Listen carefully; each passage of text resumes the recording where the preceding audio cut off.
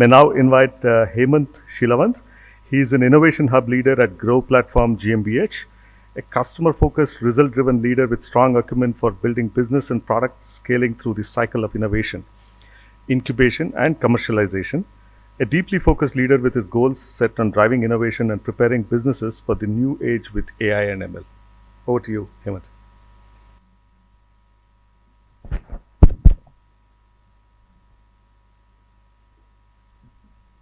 Good afternoon, everyone. Nice to be here and look forward to also having a fruitful session, understanding, learning from everyone. So we had various presentations taking us through innovation, various aspects of what each company is doing, maybe Altair or Cisco. And before that, Jans also gave us a quick overview on what is really happening in the world, right? So if you're not there, we are losing out. So each of the company actually works well on trying to adopt, look at what are the key technologies that are required to adopt to invest in, to really make a difference. So this slide covers three aspects, right? So we talk about corporate innovation with startups, where we are talking about how startups are really paving way to make adopting technologies, creating and adopting technologies a big thing, right? So the right side talks about how innovation in India is really focusing on a lot of aspects, right from research, working with the universities, to working, building the own IPs core in the corporates, and also working with partners, maybe startups, it could be the enterprise, cloud providers, to really take it big in the tech arena.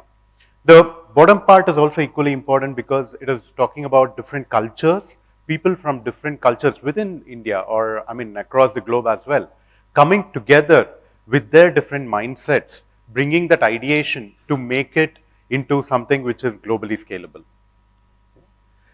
So I represent Bosch. Bosch is a conglomerate headquartered in Germany, Stuttgart, Germany. But Bosch is today present in more than 150 plus countries, cities, across the world, across all the continents, and focusing on predominantly Bosch was into automotive, but now Bosch has also transformed last 4-5 years from mobility. We work on building technologies, we work on consumer goods, we work on industrial applications, but apart from it, also on new age domains like healthcare, retail, and other small upcoming devices. There's in fact a separate unit set up for sustainability last year within Bosch in Germany. So I've taken an example of RBEI, which is Bosch Engineering and Business Solutions in India. So there, when we talk about corporate innovation with startups, we focus on both outside in and inside out innovation. Right, I take care of DNA Next, which is a Startup Alliance program, where we look at how to bring in problem statements from the business units. We look at how to run campaigns to attract startups. Then the startups and the units actually work together to build solutions which could be taken to the customer. It's not just an experiment, right? It's with a focus of either co-creation at the nascent stages where we work with tech startups, or it could be about go-to-market partnerships where the startups, we take them together, enter the market, or it could also be for a strategic investment. The bottom half, inside out, is where we attract our internal entrepreneurs to with ideas, where we bring them onto the table. We provide a platform, it's called Grow, centrally driven platform. And I'm a part of the leadership of Grow, where I represent India, but also equally looking at how to invest, what topics to invest for internal core topics to make it the next big business for Bosch. So there are, basically this is what is DNA. We have 3 stages, right? We have D, which stands for discover the ideas, get the problem statements. N starts for nurturing. We run a 4-month cohort every year to nurture the startups where they get access to multiple facilities within Bosch.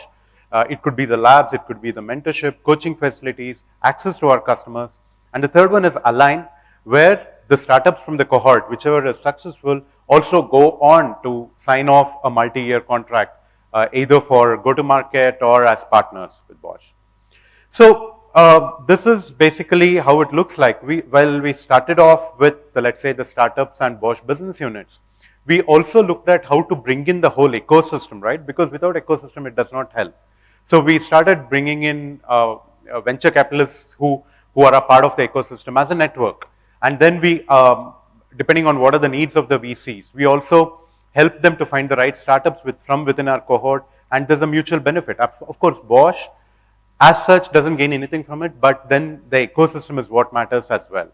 Then we work with organizations in India. We work closely with GINSEP, Germany-India Startup Exchange Program. We work with Israeli Consulate. We have worked earlier also with Swissnex. So like this, we work along with entities from across the globe. And in India, we work closely with NASSCOM 10K, with Your Story. We have worked with Zinnow.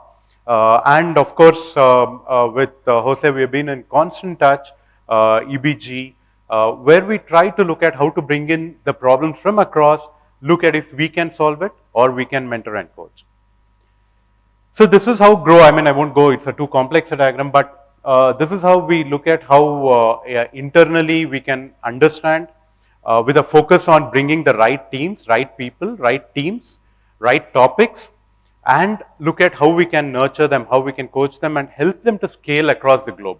And this is not possible only from India, only from Germany. So we have 8 hubs which are really established across the globe, all reporting to Grow in Germany, where we work not as regional representatives, but we work to look at how topics from other areas also can come into this region and scale.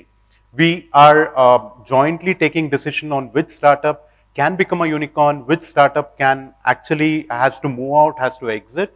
So a lot of decisions taken together as a global team, right? So these are some of the examples where what we actually give as a facility for the startups, whether it is internal or external, including let's say trainings on business model design, design thinking from our expert UX teams, as well as the IP validation from IP perspective.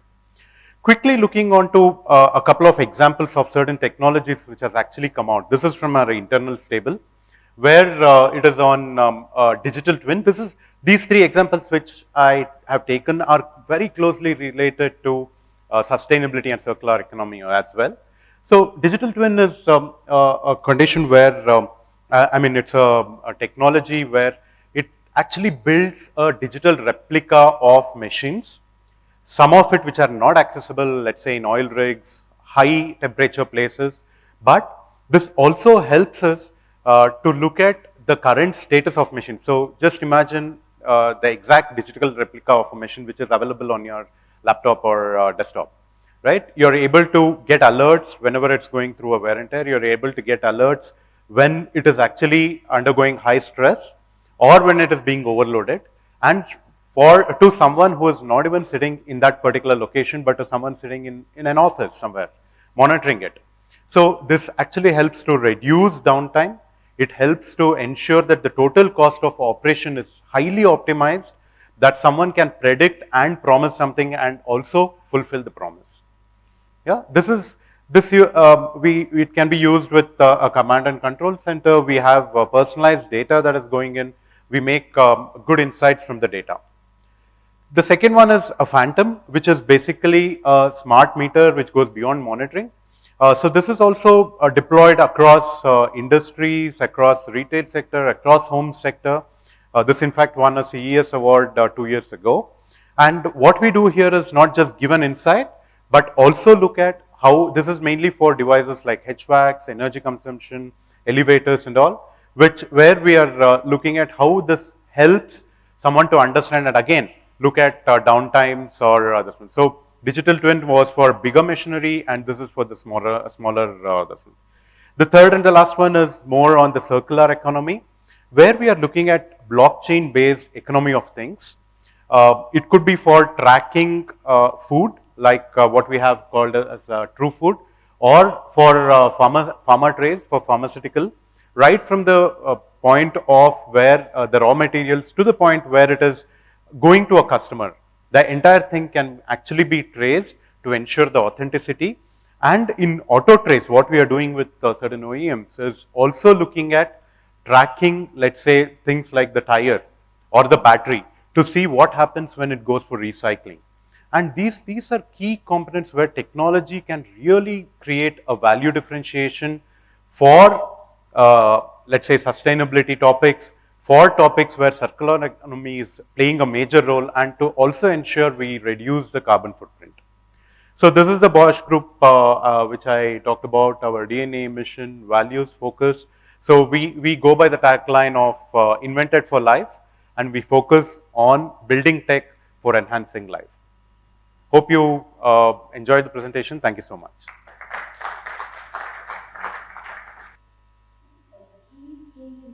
Global startup economy. Indian startup ecosystem in itself is at a valuation of around $115.5 billion today and is still evolving. Given the huge potential that lies ahead, these startups need a great ecosystem to evolve and succeed. Bosch DNA program is one such platform for startups to connect and accelerate their growth story. DNA stands for D. Discovering startups in Bosch's interest areas. N. Nurturing startups with business and technical knowledge. Thank you. Well, that was wonderful. I learned a lot about what Bosch is doing in the startup ecosystem. And while the digital twin is already implemented in the mission world, what I'm scared about the digital twin in the real world, maybe 2 decades from now, if somebody is going to be right next to me, could be my twin, cloning myself. Thank you for that.